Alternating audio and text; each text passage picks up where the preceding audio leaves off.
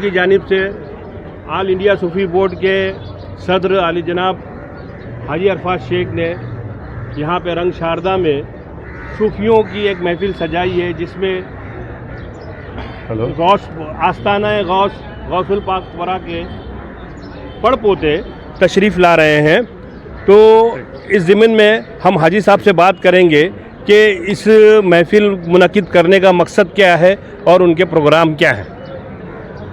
अस्सलाम वालेकुम रहमतुल्लाहि व बरकातुहू। आज ख़ास तौर पर बताते हुए खुशी महसूस करता हूँ, ऑल इंडिया सूफ़ी बोर्ड पीर आदिल की जानिब से हर साल एक शाम गरीब नवाज़ के नाम का प्रोग्राम होता है, लेकिन इस साल हमारे लिए, हिंदुस्तान के लिए और मुंबई के लिए बाइस फ़ख्र की बात है, सरकार पीरों के पीर गौसुल आज़म दस्तगीर के परपोते खालिद जिलानी साहब हमारे बीच पहुंच रहे, ये हमारे लिए बड़ी बात है। इसलिए हमने इस वक्त पे एक शाम गौस पाक के नाम आज प्रोग्राम यहाँ पे हमने रखा।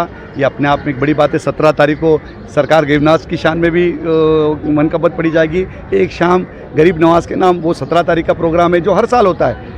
आपको बताने पे मैं ये हिचकिचाऊँगा नहीं, सूफ़ीज़म के अंदर सभी जाति धर्म के लोग शामिल होते हैं, हिंदू, मुसलमान, सिख, ईसाई।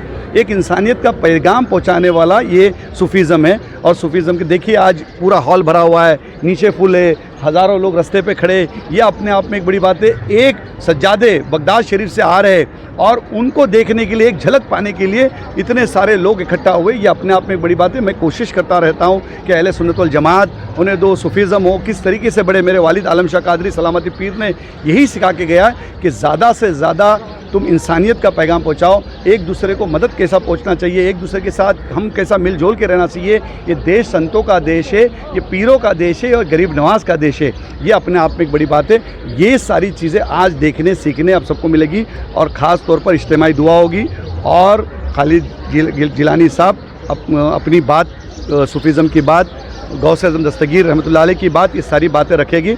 मैं वो कोशिश करते रहूँगा हमारी युवा पीढ़ी से कि ज़्यादातर लोग इधर पिछड़ जाते हैं ये सारे, लेकिन इसके ज़रिए लोग कवालियाँ होगी, लोग मनकबत पढ़ी जाएगी, गौस पाक की शान में मनकबत पढ़ी जा रही है और लोग झूम रहे, ये अपने आप में बड़ी बात है। और इस तरीके से सूफ़ीज़म की तरफ में बहुत बड़े तरह में युवा भी साथ में मेरे साथ जुड़ रहे हैं। जिस तरीके से देखा जाता है राजनीति में भी आप लगातार सक्रिय है, जब कोई मुस्लिम जमात के ख़िलाफ़, उम्मत मुसलमान के ख़िलाफ़ कोई कुछ बोलता है तो आप अपनी ही पार्टी के नेताओं को भी नहीं छोड़ते, आप उनको भी जवाब देते हैं। अभी ये लम्हा तो नहीं है कि मैं कोई पॉलिटिकल सवाल करूं, लेकिन आसाम के चीफ मिनिस्टर जिस तरीके से कह रहे हो, तो उस पर आपकी क्या प्रतिक्रिया होगी? देखिए, इंशाअल्लाह ताला मोहब्बतों का पैगाम पहुंचाना है, मोहब्बत बांटना है। मोहब्बत दोगे तो मोहब्बत मिलेगी, नफ़रत दोगे तो नफ़रत मिलेगी। हम यहाँ पे मोहब्बत बांटने आए। इंशाअल्लाह ताला यहाँ इज्तिमाई दुआ होगी। ये मेरा देश हमेशा जैसा खुश रहा, खुश खुर्रम रहा, हमेशा खुशहाल रहेगा। इसमें सभी जाति धर्म के, हिंदू, मुस्लिम, सिख, ईसाई, हर कोई, यहाँ तक के चरिंदे परिंदे भी यहाँ पे खुश रहेंगे, पेड़ पौधे भी खुश रहेंगे। ये ख़ास तौर पर दुआ होगी।